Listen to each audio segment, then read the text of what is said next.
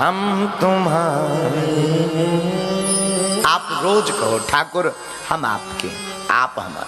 अच्छा विचित्र बात ये, हम लोग सोचते हैं कि हमसे बड़ा कोई धर्मात्मा है ही नहीं, सामने वाला तो बिल्कुल नहीं, अपने आप को ही धर्मात्मा, पड़ोसी को बिल्कुल नहीं, ये तो अधर्मी आदमी। ऐसा नहीं, हमें लगता है कि हम धर्मात्मा हैं। देखो जो व्यक्ति डूब जाता है वो फिर चिल्ला नहीं पाता। हाँ जी अन्ना जी, कोई नदी में डूब गया हो फिर वो चिल्लाता है कि बचाओ?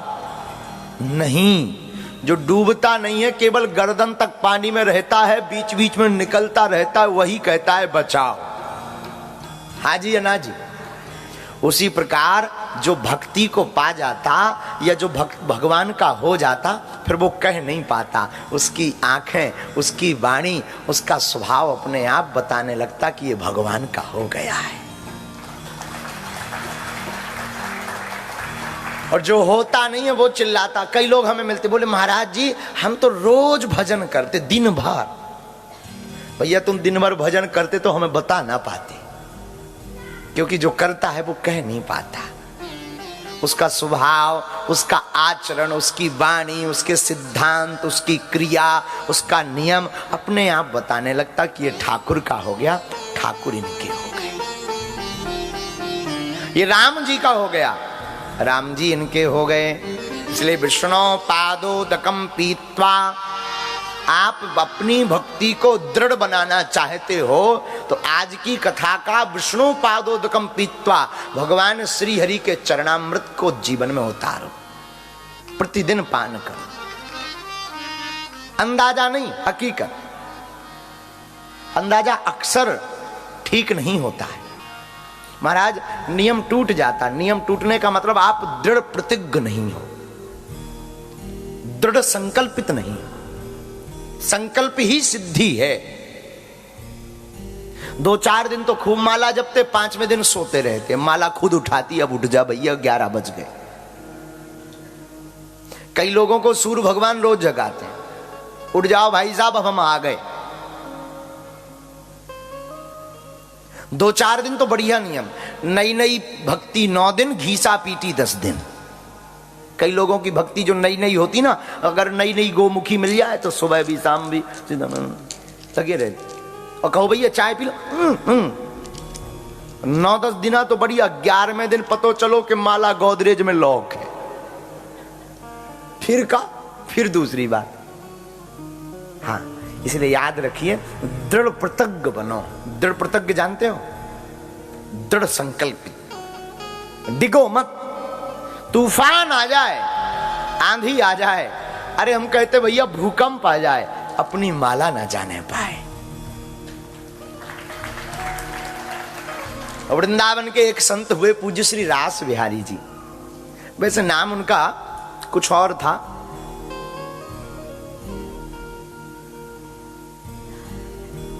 उनको सब लोग आत्मानंद, रास बिहारी, ऐसे 3-4 नामों से कहते थे, पर एक प्यारा नाम उनका चलता था, दद्दू।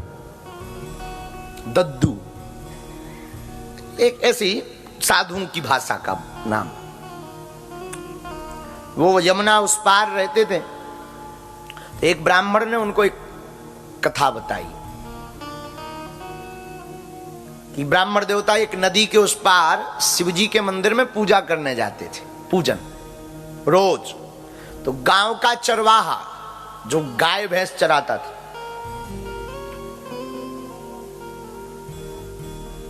वो रोज देखता था कि पंडित जी मंदिर में जाते हैं और फिर लौट आते हैं।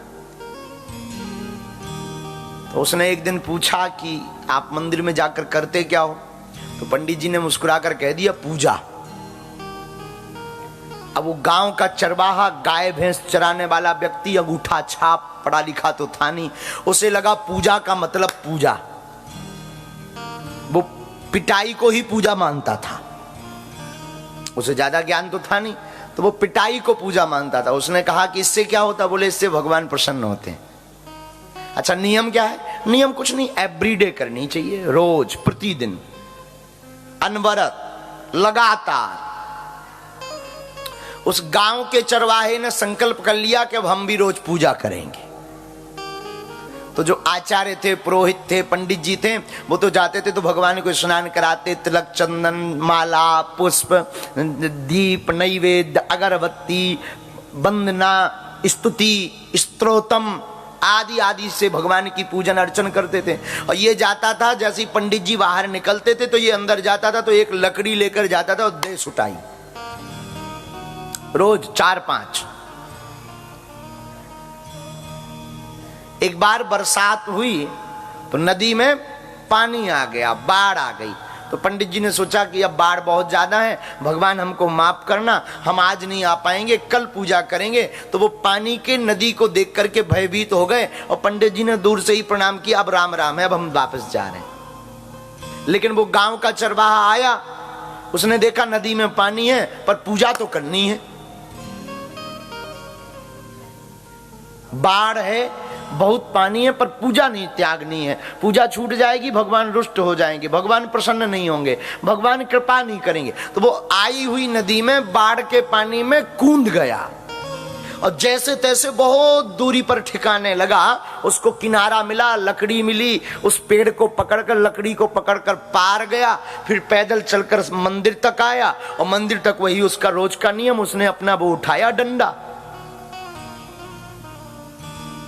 और जैसे ही लगाने ही वाला था कि शंकर जी प्रकट हो गए। भगवान प्रकट भय, बोले बस भाई मांग क्या चाहते हो? तो बोले अच्छा एक बात बताओ, आज के दिन आप सबको दर्शन दे रहे क्या प्रत्यक्ष? रोज तो मूर्ति मिलती थी, पिंडी, शिवलिंग। तो शंकर जी ने कहा नहीं नहीं नहीं, आज स्पेशल तुम्हें दर्शन दिए। तो उस गांव के चरवाहे ने पूछा कि हमें स्पेशली क्यों दिए? बोले जो दृढ़ संकल्प तुम्हारा था वो उन पंडित जी का नहीं था, उन्हें भरोसा नहीं था कि अगर हम नदी में कूदेंगे तो बचेंगे या क्या होगा। उन्होंने कहा कि कल पूजा करेंगे, लेकिन तुम्हारी प्रतिज्ञा थी कि पूजा ना टूटने पाए, प्राण भले ही छूट जाएं। तो भगवान ने पिटाई को भी पूजा स्वीकार कर लिया। जिसके अंदर दृढ़ प्रतिज्ञता होती ना, जो दृढ़वान होता है, जो संकल्पवान होता है ना, वो प्रभु को पाता है। 4 दिन माला जपले, 5वें दिन सोता रहे तो भगवान को नहीं पाओगे। अनवरतता, निरंतरता, अंग्रेजी में कहते हैं रेगुलर। एक भी दिन अब्सेंट नहीं। एक उदाहरण से समझा के हम कथा तुम्हें सुनाएंगे। एक उदाहरण, बहुत विचित्र उदाहरण है, पर प्रायः सबकी समझ में ये उदाहरण आएगा। आपने गांव के लोग तो देखे ना, गांव की बारात देखी है ना। अच्छा, बारात में तो सब प्रकार के लोग जाते हैं शादी में, ये वाले भी जाते हैं ना, पीने वाले, पौआ, हाँ जी या ना जी, कुछ यहां भी हैं, है ना। अब उसमें संदेह क्या है?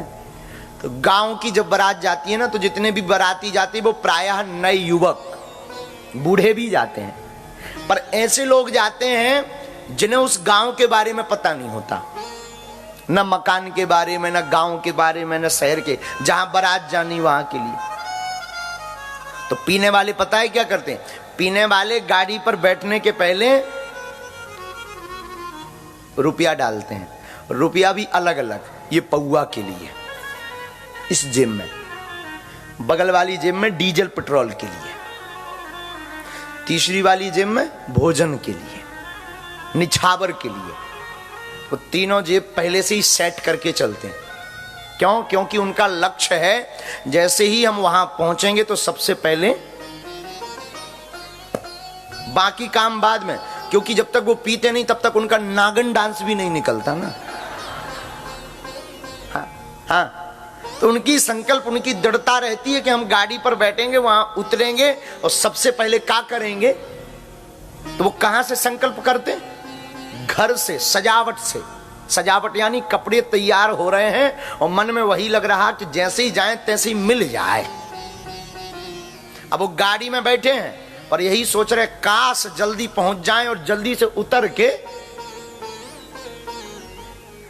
गाड़ी से उतरेंगे। जो दूल्हा है जिसका ब्याह हो रहा, विवाह शादी हो रही, वो दूल्हा अपनी ससुराल के घर नहीं पहुंच पाता। लड़की वालों के घर नहीं पहुंच पाता। ये पीने वाले नई जगह पर बिना पता किए ढूंढ ढूंढ कर टुन्न होकर पहुंच जाते हैं। क्यों? क्योंकि इन्होंने चलने के पहले ही संकल्प लिया था कि जाते ही सबसे पहले। तो क्या करते हैं, जैसी गाड़ी से उतरेंगे, जहां बारात पहुंची वहां तुरंत जाती पहला मकान जो मिलेगा वो रात के समय, अब वो खोलेगा जो मकान मालिक, क्या है भैया? अच्छा एक बात बताओ, मिलती है का? यहां नहीं, हट, यहां मिलती दारू, यहां नहीं मिलती, उधर उधर उस गली में जाओ। अब पता लग गया। अच्छा सॉरी भैया, क्षमा करना, बंद कर लो। अब उसे पता लग गया उस गली में अब मकान नहीं, उसे पता, तो फिर कोई भी कहे भैया यानी बगल वाले में। अच्छा धन्यवाद धन्यवाद, बता दिया आप। वो वहां पहुंच के टुन्न होके आ जाता है। हम ये बात पता है उदाहरण क्यों दिए? जब एक पीने वाला विदिन 30 मिनट में अनजान जगह से पी करके मस्त हो सकता, संकल्प दृढ़ रखकर तुम अपनी जिंदगी में परमात्मा को पाने का संकल्प रखो तो पूरी जिंदगी में तुम भी अनजान रूपी परमात्मा से पहचान बना पाओगे। जब पौआ वाला पौआ की जगह पा सकता तो क्या तुम परमात्मा नहीं पा सकते हो? बोलो ना, बोलो ना। लेकिन हम लोग काहे हो, हम लोग 4 दिन तो सीताराम सीताराम, राधे श्याम, फिर का दे काम, 10 दिन आराम, 4 दिन सीताराम।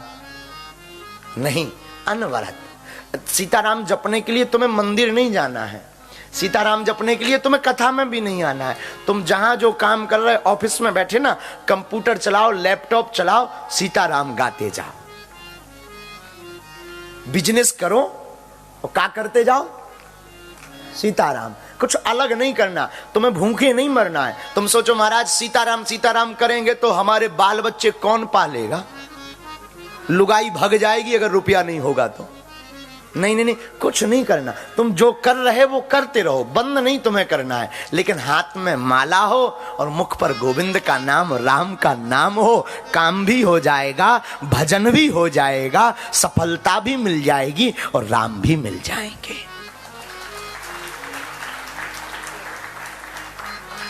दोनों हो जाएंगे, करना चाहो तो।